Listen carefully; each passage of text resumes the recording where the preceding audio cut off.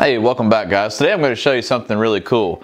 One of my favorite ways of joining a mortise and tenon joint is with what's called draw boring. Draw boring is where a peg is hammered through the mortise and tenon joint to hold it snugly together. And actually the holes that are drilled in the mortise and tenon are offset just enough to create some tension on the joint, pulling it closer together. So this is a joint that I just finished. This is on the lathe project we've been working on.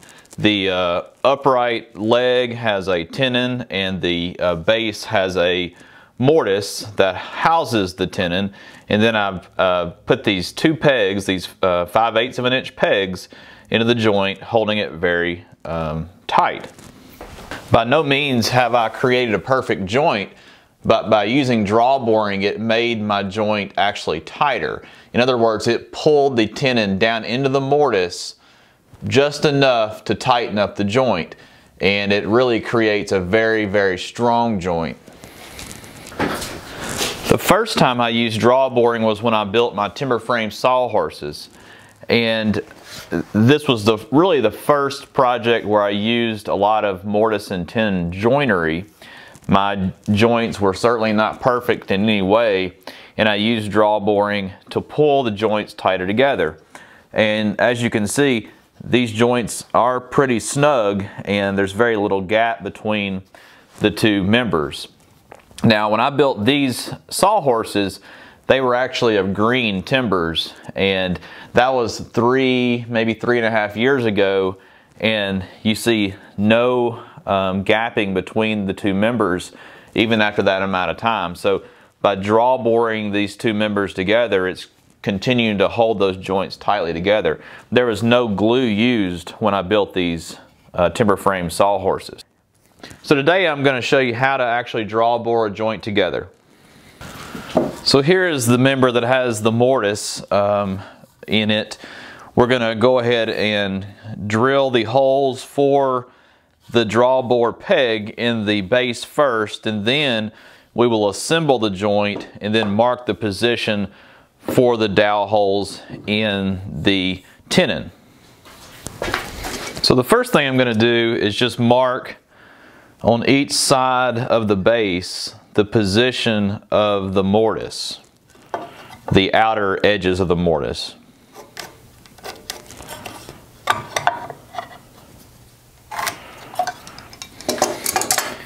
And that will allow me to have a mark on each side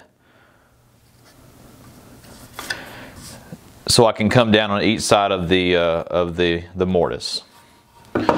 So then I'll flip that over and then mark the position of the edge of the mortise on the sides of the piece as well. And I'm going to do that on both sides.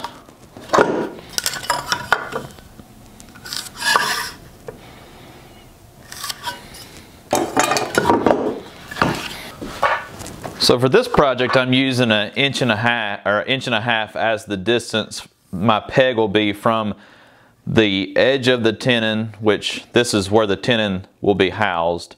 This is marking the edge of the tenon and the edge of the mortise.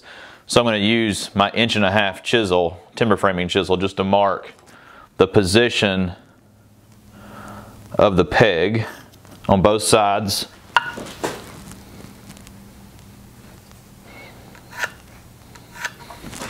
And then I also want an 1.5 inch distance between the top of the mortise and the position of the peg.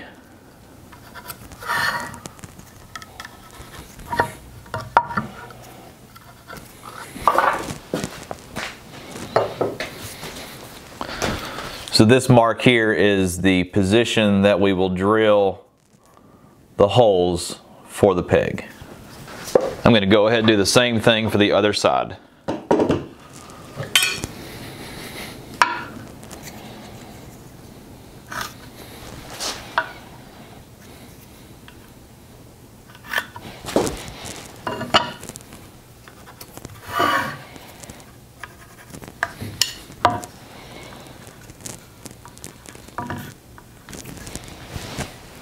So now I've marked where we're going to drill the hole for the pegs on each side of the mortise, and they should be in the exact same position on both sides. So now I'm ready to drill my first peg hole. I've done two things here in preparation to drill the hole. Number one, I put a piece of wood behind or within the mortise hole and clamped it in just to have something to drill into, because I don't want to break out the inner wall of the mortise. I've done that before and it really kind of ruins your day. The other thing I've done is I put my speed square on the board near the peg hole, or where we're going to drill the hole, just to help me keep my drill square, because I definitely want the holes within the stock with the mortise to be plumb to the actual member there.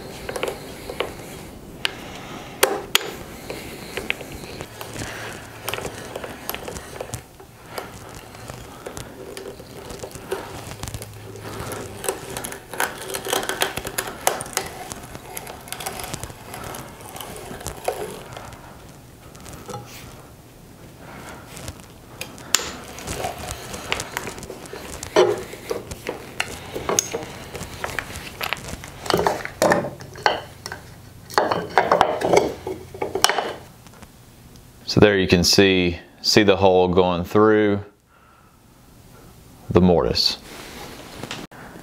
We didn't get any tear out on the inner wall of the mortise.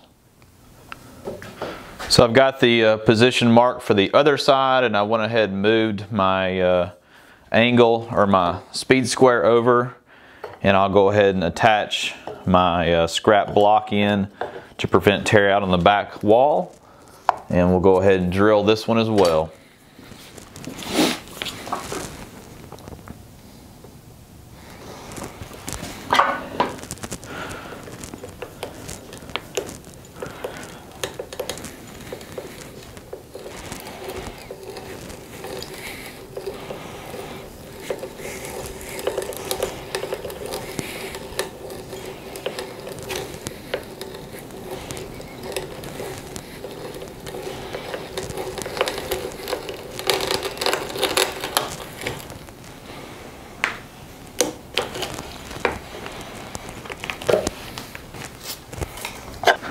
Now to drill the other side, there's two different ways you can do that.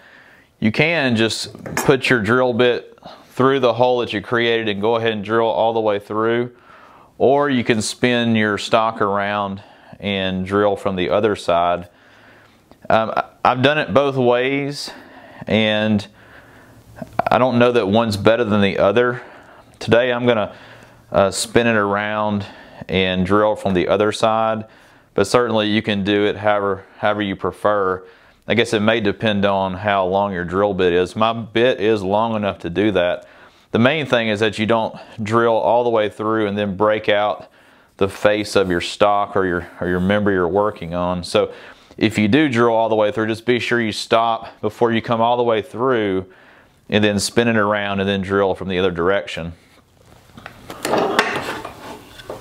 One other suggestion I'll make is that before you drive in your dowels, be sure that the depth of your mortise is actually deeper than the length of your tenon, because you're going to squeeze the joint together a little bit, and you don't want the bottom of the mortise to stop your tenon from going into the joint. So I usually try to have about a 1/4 inch more depth in the mortise than what I have on the length of the tenon.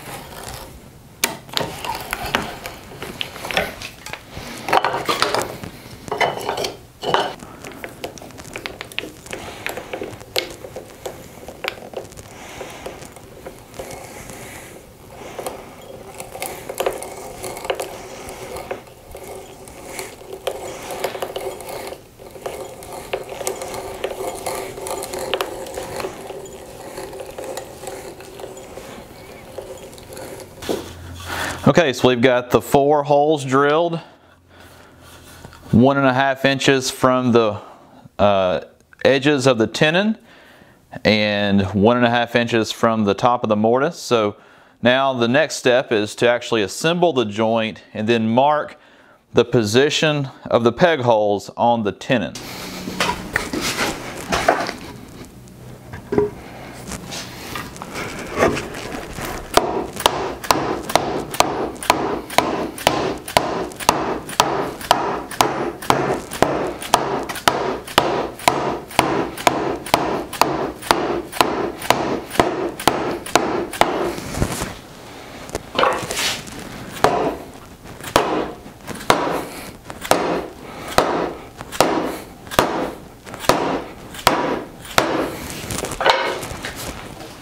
When you assemble the joints, you want to get it as tight as you can before we actually mark the position of the peg holes.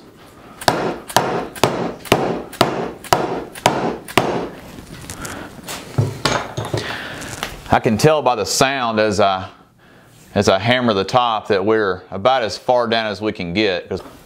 So next I'm going to take my drill bit and I'm going to place it in each of the peg holes we've drilled in the base and mark the center of the holes in the tenon.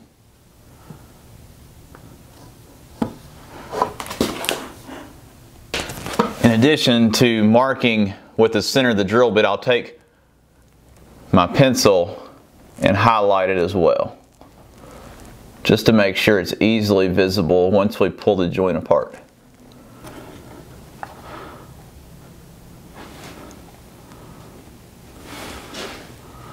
Hopefully you can see right there the mark we've made on the tenon within each of the peg holes.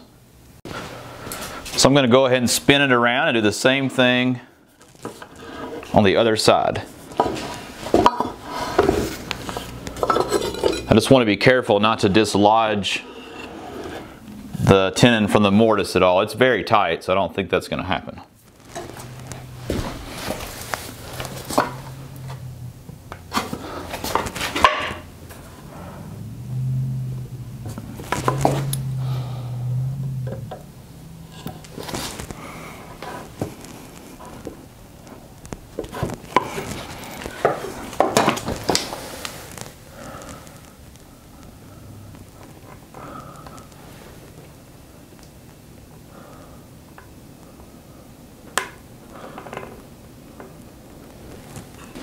So the next step may be the most difficult of all, and that's actually getting this joint apart so we can drill out the actual peg holes in the tenon.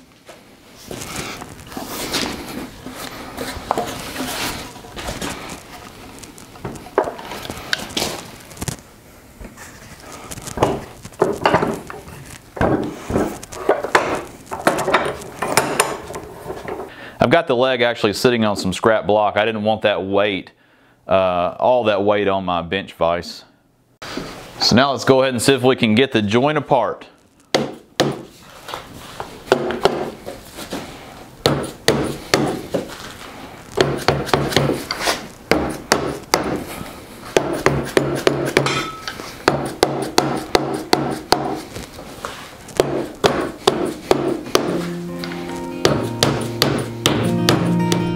Well, I'm sorry guys, we ran out of time today. I've found when I post videos longer than 10 or 15 minutes, folks just don't watch them. So I'll post the second part in this video tomorrow, and that'll complete the tutorial on how to draw bore a mortise and tenon. Be sure to leave a thumbs up and subscribe if you like this type video. Thanks again for watching.